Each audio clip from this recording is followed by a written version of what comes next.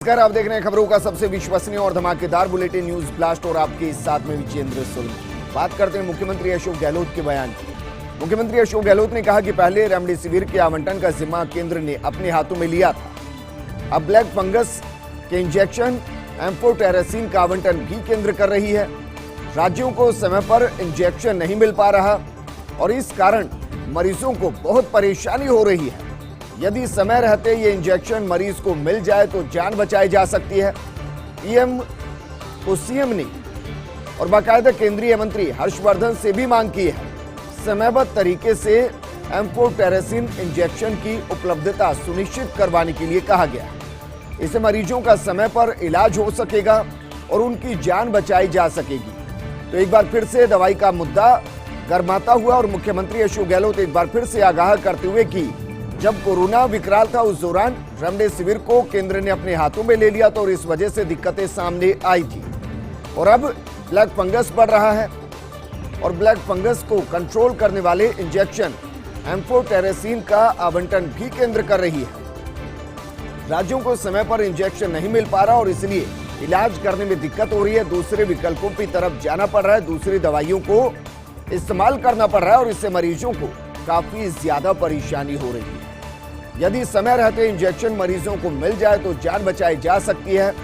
आपको बता दें कि बाकायदा कल हमने आपको आंकड़ा भी बताया था कि किस तरीके से कोरोना के दौरान सिर्फ 1% के आसपास लोगों की जान गई, लेकिन ब्लैक फंगस की वजह से, म्यूकोमाइकोसिस की वजह से 5% के करीब का ये आंकड़ा जिनकी जान जा रही है। ऐसे में इस इंजेक्शन की बहुत ज्यादा जरूरत और केंद्र जिस तरीके से कंट्रोल करा है इसकी कमी की वजह से मरीजों की जिंदगी को बचाने में दिक्कत आ रही है और यही वजह कि मुख्यमंत्री गहलोत ने पीएम मोदी और केंद्रीय मंत्री हर्षवर्धन से मांग की समयबद्ध तरीके से एम्फोटेरेसिन इंजेक्शन की उपलब्धता सुनिश्चित करवाने की मांग की गई। इससे मरीजों का समय पर इलाज हो सकेगा और उनकी जान बचाई जा सकेगी।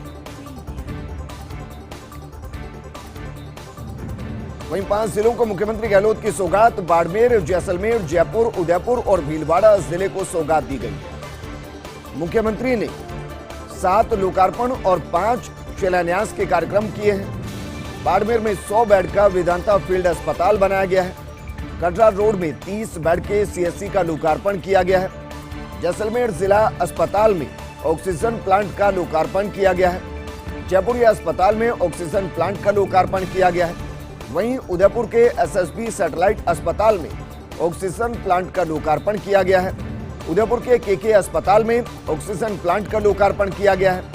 भीलवाड़ा के एमजी अस्पताल में भी ऑक्सीजन प्लांट का लोकार्पण किया गया और ये किस लिए जरूरी, इसको समझने की जरूरत है। कोरोना की दूसरी लहर के दौरान जो सबसे ज्यादा किल्लत महसूस हुई वो रेमडेसिविर इंजेक्शन की और ऑक्सीजन के सिलेंडर की। तीसरी लहर क्योंकि बच्चों पर ज्यादा विकराल हो सकती है, उसको ध्यान में रखते हुए मुख्यमंत्री अशोक गहलोत ने सेकंड वेव के दौरान ये कह दिया था कि हर जिले के अंदर ऑक्सीजन प्लांट लगाया जाए।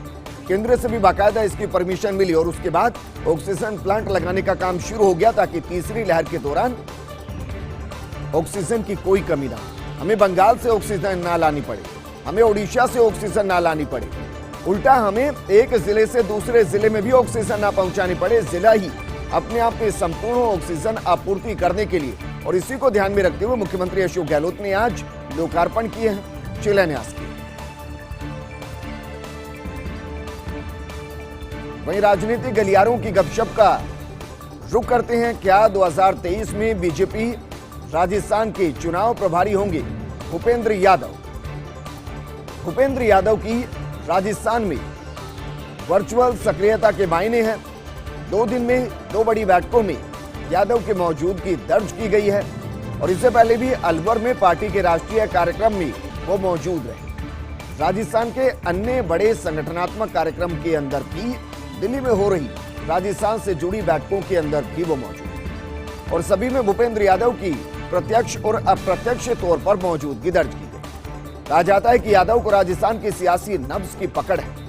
ऐसे में भविष्य में और ज्यादा सक्रियता बढ़ सकती है यादव की, लेकिन ये सक्रियता यादव को राजस्थान की राजनीति में कहां तक लेकर जाएगी, बीजेपी के अंदर कहां तक लेकर जाएगी, इसको लेकर राजस्थान में कई तरीके की सवाल। क्योंकि क्या 2023 में बीजेपी राजस्थान के चुनाव प्रभारी होंगे भूपेंद्र यादव? उनकी सक्रियता के साथ ये सवाल हर किसी के जहन में, क्योंकि किसी तरीके की बैठक हो, राजस्थान से वो लगातार जुड़े रहते हैं और उनकी सक्रियता के अपने अपने मायने भी हैं। अब जरा सोचिए, 2 दिन में 2 बड़ी बैठकों के अंदर यादव की मौजूदगी दर्ज हुई। इससे पहले की बात करते हैं, अलवर में पार्टी के राष्ट्रीय कार्यक्रम में वो मौजूद रही थी। राजस्थान के अन्य बड़े संगठनात्मक कार्यक्रम, चाहे दिल्ली में हो रही राजस्थान से जुड़ी कोई अहम बैठक, सभी के अंदर भूपेंद्र यादव की प्रत्यक्ष और अप्रत्यक्ष तौर पर मौजूदगी दर्ज हुई। और इसके पीछे का कारण भी है। कहा जाता है कि यादव को राजस्थान की सियासी नब्ज की बारीकी से जानकारी और उस पर पकड़ है। ऐसे में मुमकिन है कि भविष्य में और ज्यादा सक्रियता यादव की बीजेपी के अंदर, राजस्थान बीजेपी की रणनीति के अंदर दिखाई। क्या वाकई में हमारे सुनहरे हेरिटेज से छेड़छाड़ की जा रही है? हवा महल के 544 स्वर्ण कलशों पर 24 कैरेट सोने की चढ़ाई गई थी 6 पर। अब पुरातत्व विभाग उन पर पीतल की परत चढ़ाने की तैयारी कर रहा है। पीतल की पॉलिश करना पूरा स्मारक से छेड़छाड़ की श्रेणी में आता है। एक्सपर्ट के अनुसार सोने का मुकाबला पीतल भला क्या करेगा, बल्कि पीतल जल्दी काला पड़ेगा और खूबसूरती में दाग भी लगेगा। 11,85,000 रुपए की लागत से हो रहा हवा महल का संरक्षण कार्य। हालांकि हवा महल को एक बार फिर से खूबसूरत बनाया जा रहा है, क्योंकि कोरोना काल में सैलानी आए नहीं और ये पुरातत्व विभाग भी चाहता है कि जैसे ही सैलानी वापस आए उनको नए हवा महल के दीदारों, क्योंकि जयपुर का मुकुट है, राजस्थान का मुकुट है। लेकिन ये कहां तक जायज की 24 कैरेट सोने की परतों की जगह पीतल चढ़ा दिया जाए। कोरोना के चलते प्रदेश के पेट्रोलियम राजस्व में भारी कमी आई है। राजस्थानी क्रूड की डिमांड घटने से उत्पादन घट गया है। उत्पादन में कमी से पेट्रोलियम राजस्व में भी भारी कमी आई। चालू वित्त वर्ष के पहले 2 महीने में महज 135 करोड़ रुपए राजस्व मिला है। वित्त वर्ष 2019-20 की तुलना में पेट्रोलियम राजस्व में 60% की कमी आई है। कोरोना से पहले 1.60 लाख बैरल प्रतिदिन उत्पादन था। कोरोना काल में औसतन 70,000 बैरल प्रतिदिन क्रूड ऑयल का उत्पादन हो रहा है। कोरोना बढ़ने से अभी उत्पादन सामान्य होने में वक्त लगेगा, लेकिन इससे राजस्व का अच्छा खासा नुकसान हो रहा है और इसका सरकार पर असर भी पड़ेगा, क्योंकि कोरोना काल में वैसे ही अलग अलग तरीके के राजस्व में कमी आई है। लेकिन जहां अच्छा खासा राजस्व मिलता था वहां पर भी कटौती हो रही है। चालू वित्त वर्ष के महज 2 महीनों की बात की जाए तो सिर्फ 135 करोड़ रुपए राजस्व हुआ और वित्त वर्ष 2019 की तुलना में पेट्रोलियम राजस्व में 60% की कमी आई। मुकुंदरा में बाघों की मौत पर डाल रही पर्दा। अभी तक क्यों नहीं सार्वजनिक की गई जांच रिपोर्ट, ये सवाल हर किसी के जहन में और हर कोई इस सवाल को उठा रहा है। 8 महीने पहले ही सौंप दी थी जांच रिपोर्ट। सीनियर आईएफएस योगेंद्र दत्त ने जांच रिपोर्ट दी थी। पिछले साल 31 अक्टूबर को रिटायर हो चुके हैं दत्त। जांच रिपोर्ट की फाइल प्रमुख सचिव के पास है। लगभग बाघ विहीन हो चुका मुकुंदरा टाइगर रिजर्व 8 महीने में विभाग नहीं बना पाया बाघ पुनर्वास की कोई योजना। और अब बात करते हैं टूरिज्म की, क्योंकि प्रदेश में 49 दिन से टूरिज्म लॉकडाउन है। अभी टूरिज्म लॉकडाउन की अवधि में और इजाफा होगा। एएसआई के 164 और पुरातत्व विभाग के 33 स्मारक और संग्रहालय बंद है। पुरातत्व विभाग को अभी तक करीब 12 करोड़ से ज्यादा का नुकसान हो चला है।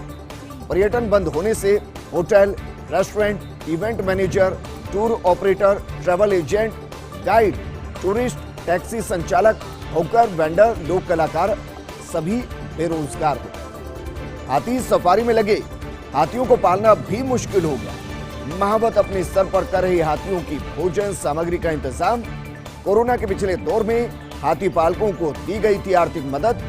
ट्रैवल ट्रेड से जुड़े इन सभी स्टेक होल्डर को अभी तक करोड़ों का नुकसान हुआ है। वहीं हाथीगांव में कोविड-19 प्रोटोकॉल के खतरनाक अनदेखी दिखाई दे रही है। हाथीगांव में वर्तमान में है 60 से ज्यादा हाथी, लेकिन अभी तक किसी भी हाथी की नहीं हुई कोविड-19 जांच। महावतों की कोरोना जांच में भी बढ़ती जा रही कोताही, जबकि रोजाना हाथी और महावत आते हैं एक दूसरे के संपर्क में।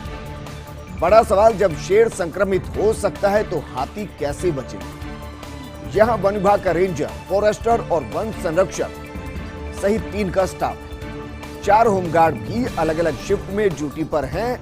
कहीं ऐसा न हो कि लापरवाही गजराज पर महंगी पड़ जाए। और अब बात करते हैं आरएएस भर्ती परीक्षा 2018 को लेकर बड़े अपडेट। आरपीएससी ने घोषित की बाकी अभ्यर्थियों के लिए इंटरव्यू की तिथि 21 जून से शुरू होकर 13 जुलाई तक इंटरव्यू होंगे। 72 घंटे पहले की कोरोना जांच रिपोर्ट जरूरी होगी। आरटीपीसीआर रिपोर्ट के साथ अभ्यर्थी शामिल हो सकेगा।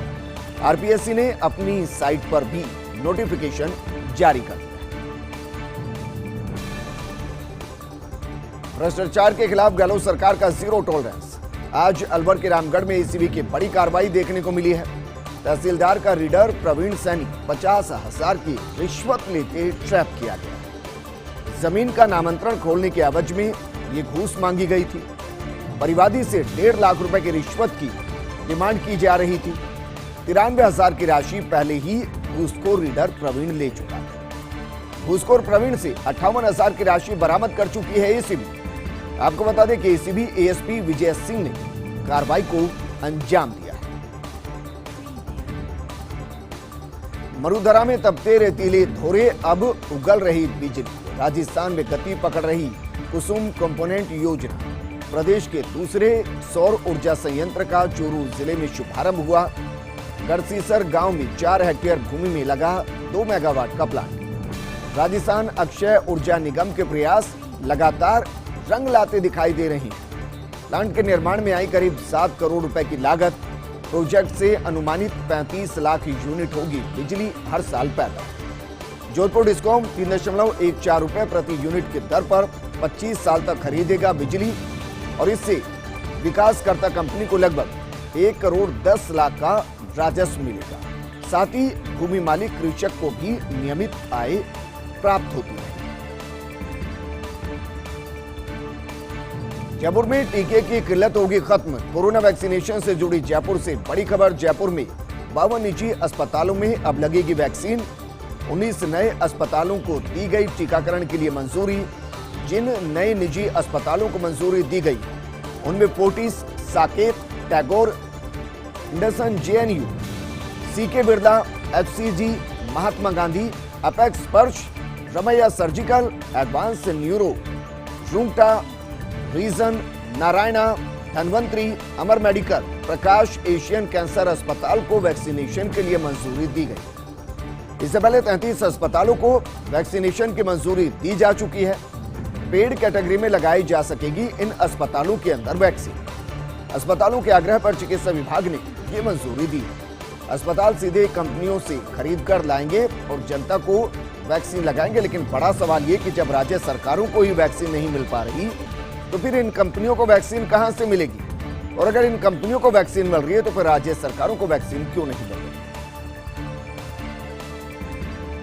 प्रदेश के पेट्रोलियम राजस्व में भारी कमी महसूस की गई और ये जानकारी हम आपको दे रहे थे कि किस तरीके से 135 करोड़ के आसपास जो बीते 2 वित्त वर्ष में सरकार को राजस्व मिला है। जबकि अगर बात 2019-20 की करें तो पेट्रोलियम राजस्व में 7% की कमी महसूस की गई है।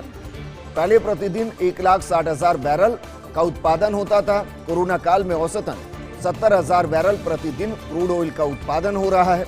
कोरोना बढ़ने से अभी उत्पादन सामान्य होने में वक्त लगेगा।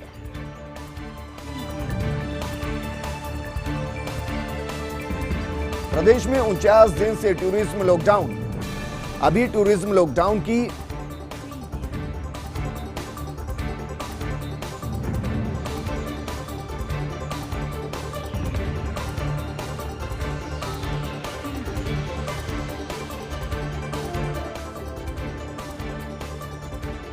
कोरोना के बाद जिस तरीके से टूरिज्म सेक्टर लड़खड़ाया, कहा जा सकता है कि पुरातत्व विभाग को अभी तक करीब 12 करोड़ से ज्यादा का नुकसान हो चुका है। पर्यटन बंद होने से hotel, restaurant, event manager, tour operator, travel agent, guide, tourist taxi संचालकों, हॉकर, वेंडर, लोक कलाकार सभी बेरोजगार हो गए। हाथी सवारी में लगे हाथियों को पालना भी मुश्किल हो गया है।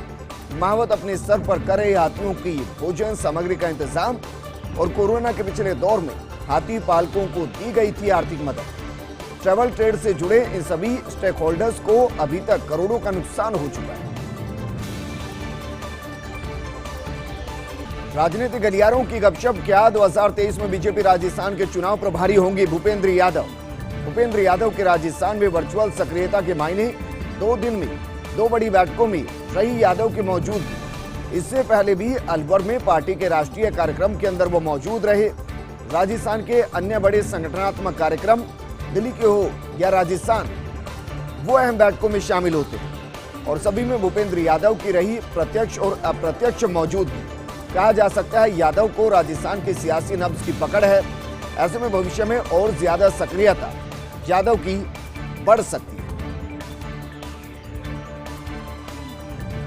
भूपेंद्र यादव की सक्रियता राजस्थान में और राजस्थान की राजनीति में तेजी से बढ़ती हुई।